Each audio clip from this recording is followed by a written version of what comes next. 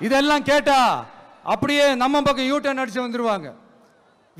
விஜய் என்ன அரசியல பேச மாட்டேன்றாரு, விஜய் என்ன சினிமா டயலாக் மாதிரி பேசுறாரு, விஜய் என்ன பஞ்ச் டயலாக் பேசுறாரு, விஜய் என்ன 10 நிமிஷம் தான் பேசுறாரு, 9 நிமிஷம் தான் பேசுறாரு. நான் எத்தனை நிமிஷம் பேசினா உங்களுக்கு என்ன சார்? நான் எப்படி பேசினா உங்களுக்கு என்ன சார்? உள்ள விஷயம் என்னன்னு பாருங்க சார். ஒவ்வொரு மாவட்டத்துக்கும் போய் மக்கள் ஃபேஸ் பண்ற பிரச்சனைகளை எடுத்து பேசிட்டு இருக்கிறேன். பின்ன அது அரசியல் இல்லாம வேற எதுதான் அரசியல்? உங்களை மாதிரி தனிப்பட்ட முறையில தரக்குறைவா அசிங்கமா பேசுறதுதான் அரசியல்னா அந்த அரசியல் நமக்கு வராது. வராதுன்னா நல்லாவே வரும். உங்களை விட எனக்கு அது நல்லாவே வரும்.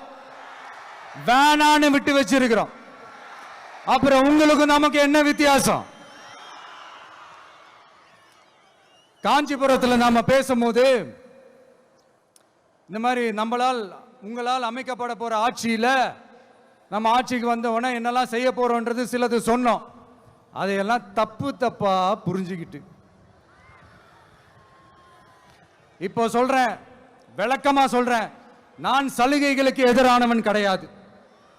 மக்களுக்கான சலுகைகளை இலவசம்னு சொல்லி அசிங்கப்படுத்துறதுல எனக்கு உடன்பாடு கிடையாது. மக்கள் காசுல மக்களுக்கு செய்யறதை எப்படி இலவசம்னு சொல்லுவீங்க? அப்படியே செஞ்சிட்டாலும் ஓசில போறேன்னு சொல்லி அசிங்கப்படுத்துறீங்க.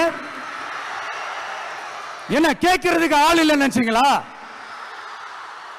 மக்களுக்கு ஒண்ணுன்னா இந்த விஜய் வந்து நிப்பா, இந்த விஜய் வந்து கேள்வி கேட்பா. இந்த விஜய் எப்பவுமே மக்கள் பக்கம் தான், அதே மாதிரி மக்களும் என் பக்கம் தான்.